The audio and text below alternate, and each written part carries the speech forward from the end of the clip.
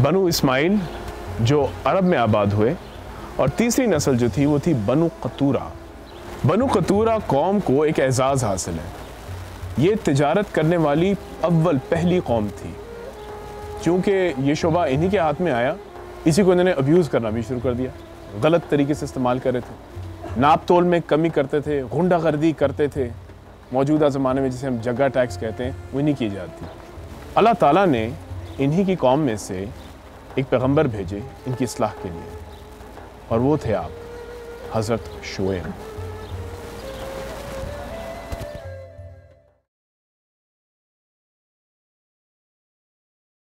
और मदियन की तरफ उनकी बरादरी से शुएब को भेजा।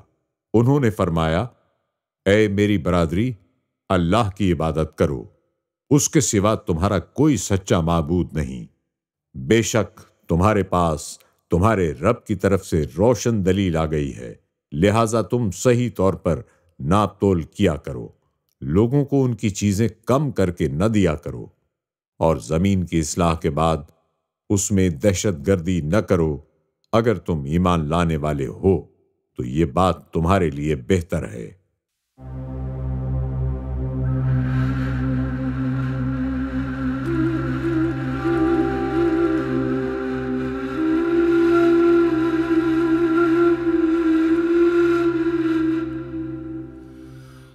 हज़रत इब्राहीम अलैहिस्सलाम की तीसरी ज़ौजा का नाम कतूरा था। इनमें से एक औलाद मदियन या मिदियान हुई। इस कबीले को बनु कतूरा कहा गया। आप हज़रत शुएब अलैहिस्सलाम को इसी की इस्लाह के लिए भेजा गया था।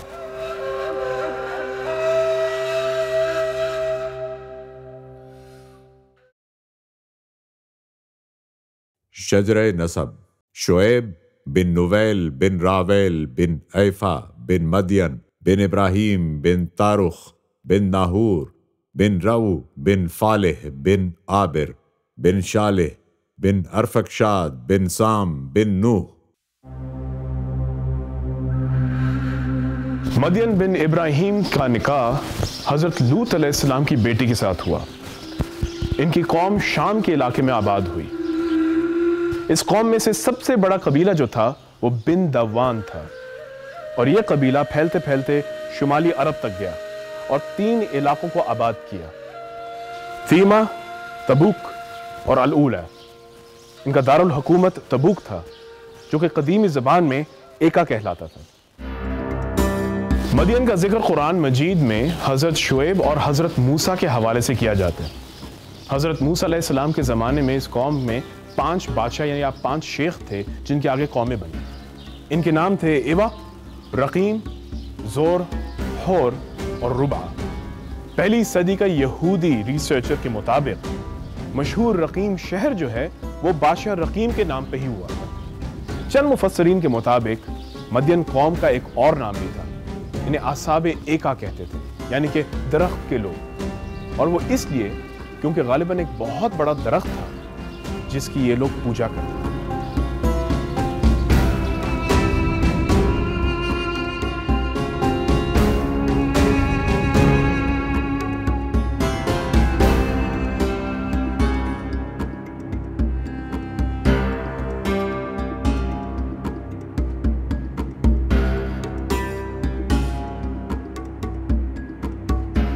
असाबे एका, ये मदियन की कौम जो थी पहले मुसलमान ही थी, लेकिन आहिस्ता आहिस्ता ये भी भटक चुके थे। जब आप हज़रत शुएब अलैहिस्सलाम इस दुनिया में आए तो हालात बहुत ही बिगड़ चुके थे। हज़रत शुएब अलैहिस्सलाम की तकारीर के अंदाज और अंदाज़ बयान की खूबसूरती की वजह से इन्हें खतीब अल अंबिया भी कहा गया। आपने अपनी कौम को हर तरीके से समझाने की कोशिश की, हत्ता कि आपने उनकी याद दहानी भी की कि बाकी कौमों के ऊपर क्या अजाब नाजिल हुए जो राह रास्त से भटक चुके थे। लेकिन आपकी कौम नहीं मानी, उल्टा आपको धमकियां देना शुरू कर दिया। कुरान मजीद इसके बारे में कुछ इस तरह जिक्र करता है।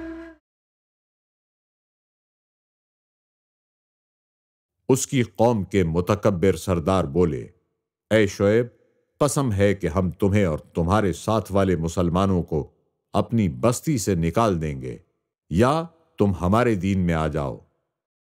कहा गया, अगरचे हम बेजार हों, जरूर हम अल्लाह पर झूठ बांधेंगे, अगर तुम्हारे दीन में आ जाएं बाद इसके कि अल्लाह ने हमें इससे बचाया है, और हम मुसलमानों में किसी का काम नहीं कि तुम्हारे दीन में आए, मगर ये कि अल्लाह चाहे, जो हमारा रब है। हमारे रब का इल्म हर चीज को मुहीत यानी घेरे हुए है। हमने अल्लाह पर ही भरोसा किया। ऐ रब, हमारे हम में और हमारी कौम में हक फैसला कर, और तेरा फैसला सबसे बेहतर। हज़रत शुएब अलैहिस्सलाम शहर मदीन की जानब मबूस किए गए थे, तो ये लोगों को दावत रुश्द व हिदायत देते हैं और अल्लाह के दीन की तरफ बुलाते हैं। इस कौम में सबसे बड़ी बुराई ये थी कि ये नाप तोल में कमी बेशी करते थे। जब किसी से कुछ वसूल करते तो नाप पूरा लेते, और जब किसी को देते तो नाप तोल में कमी करते। हज़रत शुएब अलैहिस्सलाम ने इनको इस बात से मना किया कि जिस तरह तुम लेते हुए तोल पूरा लेते हो, नाप पूरा लेते हो, इस तरह तुम देते हुए भी इस बात का लिहाज रखो। और उसके साथ ये भी कहा कि ज़मीन पर शर ना फैलाओ और फसाद फिल अर्द से बाज रहो। लेकिन ये कौम अपने इस फ़ेल से बाज ना आई तो अल्लाह के कहर और अल्लाह के गज़ब का शिकार हुई। नाप तोल में कमी बेशी से ये समझा जाता है कि शायद हम बहुत सारी दौलत हासिल कर लेंगे और बहुत सारा माल हमारे हाथ आ जाएगा, लेकिन हकीकत में अल्लाह को नाराज़ करने वाली बात है और लोगों का एतबार भी उठ जाता है। एक दो बार तो हो सकता है, लेकिन बार बार नहीं होता। तो कामयाब ताजर वही है जो नाप तोल में कमी बेशी ना करे, एतमाद भी कायम रहता है। सबसे बड़ी बात कि अल्लाह की रज़ा नसीब रहती है।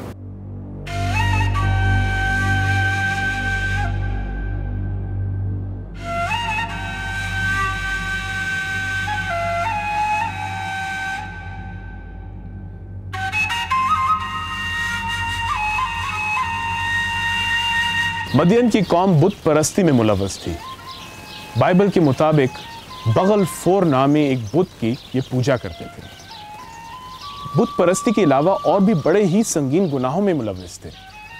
ये नाप तोल में कमी करते थे, झूठ बोलते थे, धोखा देते थे, गुंडागर्दी बदमाशी करते थे, नाइंसाफी करते थे।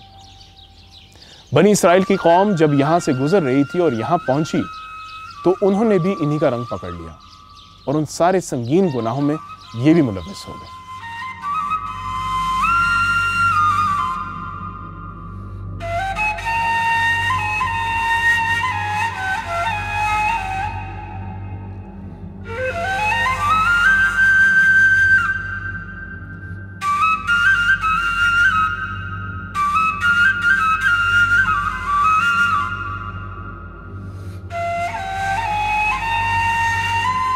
कुरान मजीद में हज़रत शुएब अलैहिस्सलाम की बेटियों का भी जिक्र होता है।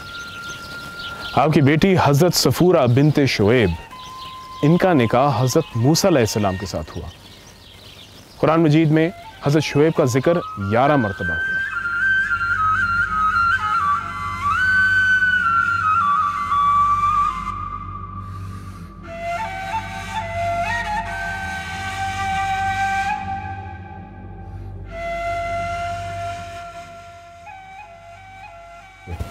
वाक़या सुना, सारी तफसील सुनी। आइए उनकी ज़ियारत करते हैं और दुआ करते हैं हम सब के लिए, आपके लिए, मेरे लिए और हमारे प्यारे पाकिस्तान के लिए, कि हम रोज़मर्रा ज़िंदगी में इंसाफ करें।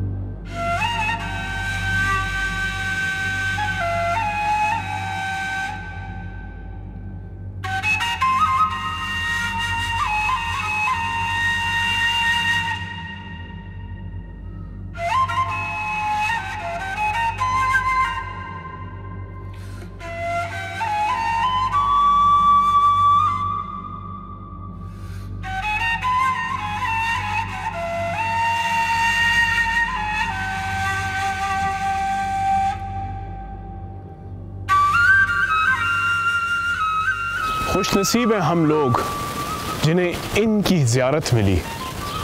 खुश नसीब है ये मिट्टी और इस मिट्टी के लोग जिनको ये मिले। और खुश नसीब हैं वो सब जिनको इनका सबक मिला और अमल किया। इस उर्दन की मिट्टी के लोग ऐसे हैं कि कल परसों किसी बाज़ार में गए तो हमने कोई तिजारत सीखी, बकाया पैसे उन्होंने हमें वापस किए और हम चले गए। कुछ देर बाद वो चीखते चिल्लाते बाहर आए, हमें ढूंढते हुए और माजरत करते हुए कहा कि मैंने आपको पैसे कम दे दिए थे, बकाया ले लें। ये है वो सबक, अदल और इंसाफ का सबक। अगर हम अदल और इंसाफ को किसी भी मुआशरे से निकाल दें, बाखुदा वो मुआशरा ख़त्म हो जाएगा, जैसे मदियन का मुआशरा ख़त्म हो गया। अदल और इंसाफ हमें ज़रूरी चाहिए, आपको, मुझे, हर मुआशरे को। अगर हम तिजारत की छोटी छोटी बातों पे इंसाफ नहीं कर सकते तो बड़ी बड़ी बातों पे किस तरह करेंगे? उसके लिए हमारे पास कलेजा है। क्या आप और मैं सच बोलते वक्त बेशक हमें नुकसान हो बोलेंगे? क्या आप और मैं नफा नुकसान देखे बगैर रिश्तों को कायम रखेंगे? क्या आज पाकिस्तान में अदलो इंसाफ का मसला नहीं है? क्या आप इंसाफ कर रहे हैं अपनी रोजमर्रा जिंदगी में अपने रिश्तेदारों से, ना जानने वालों से? ये मेरी गुजारिश होगी आपसे कि इस कहानी, इस सफर को रायगाना जाने दें, सबक सीखें कि आज़ाब हम एक दूसरे के ऊपर नाज़िल ना करें, अदल व इंसाफ करें, हर हाल में करें।